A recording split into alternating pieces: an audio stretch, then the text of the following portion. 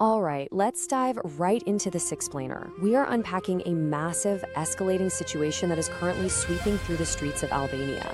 We're looking at protests over a proposed multi-billion-dollar luxury resort, and we really want to take a close look at what's at stake for the local citizens here. Because, this isn't just a story about a new hotel. It's a complex web of environmental concerns, political maneuvering, and a movement that people are actually calling the Flamingo Revolution. Just listen to this rallying cry for a second. Albania is not for sale. This phrase has literally been echoing through the streets of the capital, Tirana. Thousands of local citizens have been marching, many of them actually carrying these cardboard flamingos on sticks, pushing back against what they fear is the absolute destruction of their national heritage. For the locals, this is all about drawing a line in the sand against developers who they feel are just trying to buy up their country's absolute most precious resources. So, to understand what's happening, we first need to look at the environmental treasure at the center of all this, the pristine Zvërnec Delta and Sazan Island. To truly grasp the stakes here, we have to look at the land being targeted. It's mainly Sazan Island, which is an old Cold War military base, and the nearby Zvërnec Delta. Now, researchers widely consider this to be Europe's most intact large river delta. It's a vital site for biodiversity. It's basically a rare European oasis where the river flows totally free without dams. And it is a crucial breeding ground for some truly magnificent endangered wildlife. We're talking Dalmatian pelicans with wingspans that rival the great albatross. You've got endangered Albanian water frogs, loggerhead turtles, spoonbills, and of course, the flamingos that have become the mascot of the protests. These creatures absolutely rely on this untouched ecosystem to survive. And to put that into perspective, right now, only 21.7% of Albania is actually designated as protected land. For a country that is so incredibly rich in natural beauty, that's a pretty small fraction. Local environmentalists are fighting fiercely to ensure it stays protected, arguing that once you pave over these rare ecological reserves, you can never get them back. Which brings us right to the massive mega development that sparked all of this, the luxury resort proposal. Enter Affinity Partners. This is an investment firm linked to Jared Kushner, and they are proposing a massive luxury resort complex right on this protected land. Ivanka Trump has publicly described discovering the island while swimming off a friend's yacht, framing the development as this beautiful passion project for an uninhabited space. But the scale of this project? It is staggering. Valued at an estimated $1.4 billion, it would cover 1,400 hectares. And since Sazan Island currently has zero power or basic utilities, this would mean building immense infrastructure completely from scratch. It's a mega development aimed at turning the Albanian coast into a major global tourism hub. So we have two wildly different narratives clashing head-on here.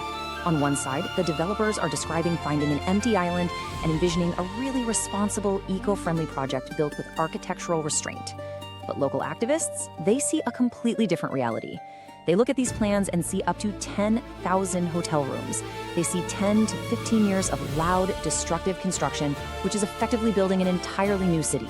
And for the locals, the barbed wire fences have already gone up on the coastline, turning those fears into a very sudden reality. But the outrage isn't just about the environment. Let's look at the legislative spark, how the laws were changed. This timeline is exactly what has protesters so incredibly angry at Prime Minister Edi Rama's government. This is where the story shifts from just an environmental dispute into a major political scandal. Check this out. In the summer of 2021, Jared Kushner visits Albania and meets with the Prime Minister. Fast forward to early 2024, and the plans for the $1.4 billion resort are officially made public. And then, literally 3 days later, the Albanian parliament suddenly changes the protected area laws. This effectively granted the Prime Minister the power to override environmental protections for five-star resorts. Critics point to this highly suspicious sequence of events as proof that the laws were altered specifically to fast-track this mega investment. And that suspiciously fast timeline brings us to the corruption investigation, where Zvërnec officially steps in.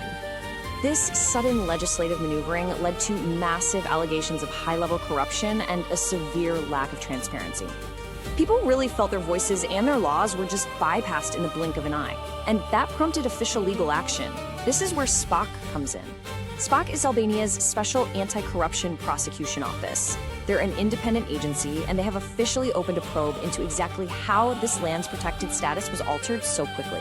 SPAC's investigation is carefully looking into a staggering number of red flags. It is not just the fast-track laws. They're looking at ignored proposals from an Albanian American developer who wanted to build on the exact same site but says the door was just closed in her face. They are investigating claims that some of the coastal land slated for development was actually corruptly seized from local farming families right after the fall of communism. Plus, there are allegations involving powerful local billionaires with deep ties to the ruling government acting as local partners. It's a highly complex web of wealth and political influence. So what does this all mean for the people on the ground? Let's hear the voices behind the Flamingo Revolution. For the thousands of locals clashing with police and demanding transparency, this fight has grown way beyond a single real estate dispute. Activist Talent Dino captures the heart of the movement perfectly. He says, the protests are of course centered around protected areas, but it's more about democracy in general. The Flamingo Revolution is really a broader pushback. It's the frustration of citizens who fear democratic backsliding, feeling like their government is prioritizing wealthy foreign interests over the actual citizens and the natural heritage of Albania itself.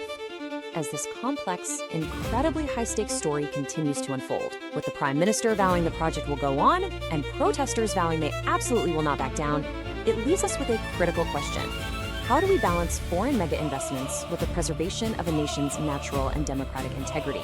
When billion-dollar developers clash with pristine ecosystems and local populations, who really gets to decide the future of the land? Thank you so much for joining me for this explainer, and definitely keep your eyes on Albania. The story is far from over.